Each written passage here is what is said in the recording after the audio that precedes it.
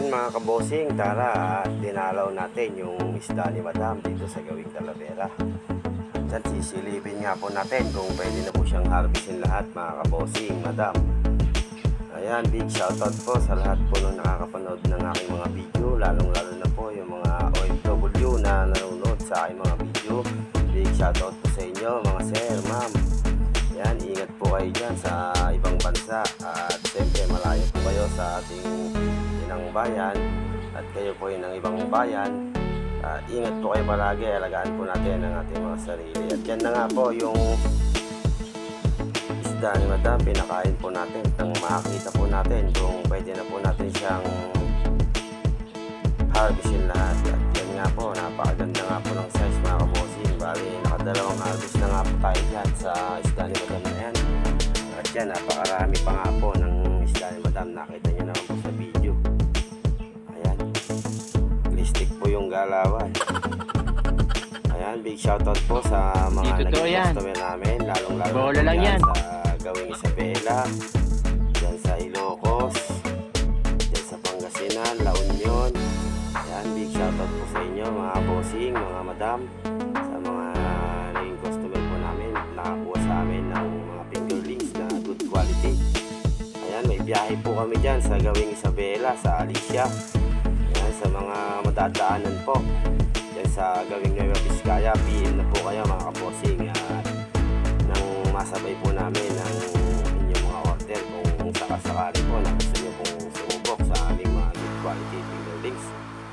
Wala pong problema yon mga kaposing. At yan nga po, dumating nga po yung big boss, yung asawa po ni Madam. Ayan, bali kaya po tayo dumalaw at pinapaharvest niya na po lahat dyan sa atin nang mapalitan daw po ng karga mga kabosing.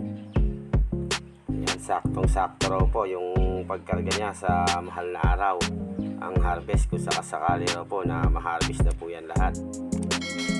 Yan nga po, tinitignan nga po ni Big Boss kung okay naman po ba yung paglaki ng kanyang mga isda. Okay naman po kasi nabantayan po natin yan mga kabosing, kaya tayo na pong tumutok dyan hanggang sa makaharvest sila. Sa mga may katanungan po dyan na kahit di po sa amin galing ang inyong mga alaga mga kabosing, huwag po kayong mahiyang magtanong kung sakasakali po na meron kayong itatanong sa amin, ay sasagutin ko po yan mga kabosing. At lagi naman po akong naka-open kung sakasakali po na tumawag kayo sa akin, wala pong problema yon mga kabosing. Kahit sa iba po galing ang inyong mga alaga na mga fingerlings at di po galing sa amin. Ayan, big shoutout po sa mga nagpi-fingerlings po dyan, nakagaya namin, lalong lalo na po dyan sa Gawing Bulacan, Pampanga. Ayan, big shoutout po sa inyo mga kabosing. Ayan, tsaga-tsaga lang po tayo mga kabosing. At siyempre kung meron po tayong mga customer na malakihan, kailangan po natin alagaan sila kahit po yung mga maliitan mga kabosing. At ibigay po natin yung mga sukat na order nila sa kanilang mga pag-order sa atin at nang yung tiwala nila sa atin hindi po mawala mga kabosing. At yan nga po, tinitignan nga po ni Big Boss kung marami pa po ba yung tirang isda. Sinabi po natin na napakarami pa po ng natira nilang isda. Mas marami pa po yung natira kaysa po yung na-harvest natin mga kabosing. Sa gusto pong magpasabay dyan sa Gawing Isabela, PM nyo na po ako mga kabosing, o kaya tawagan nyo po ako. Ilalagay po natin sa comment section yung ating number para makatawag po kayo agad sa akin.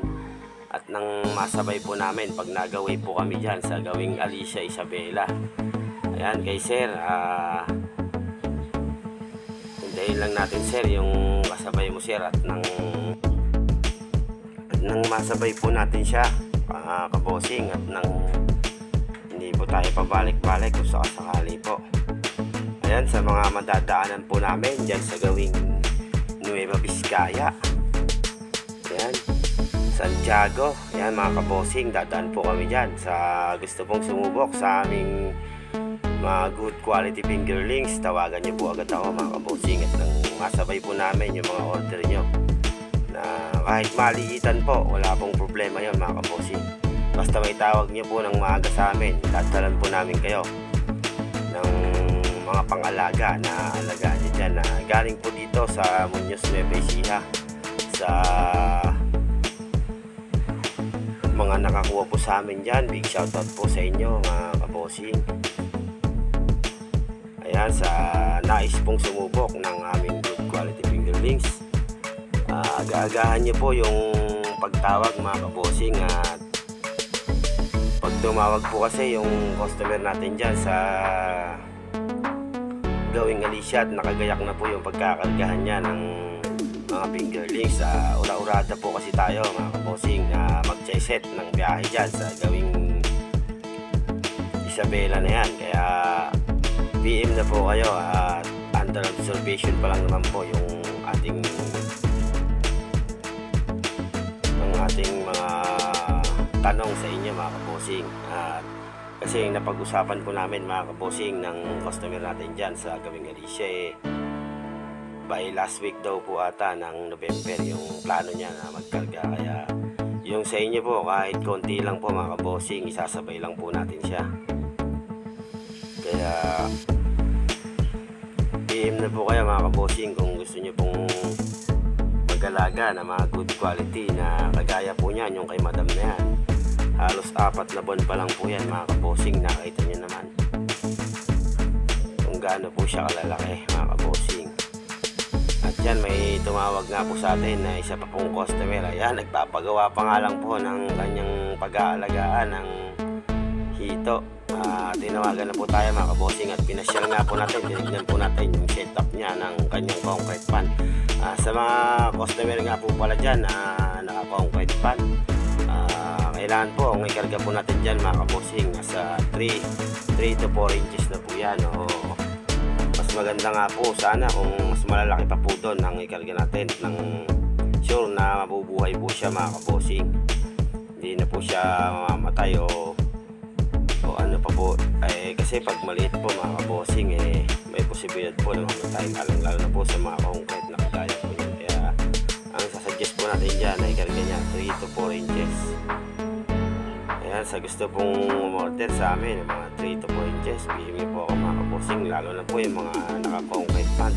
Sure naman po yung ating mga sukat mga kabossing. At yun lang po, ingat po tayong lahat.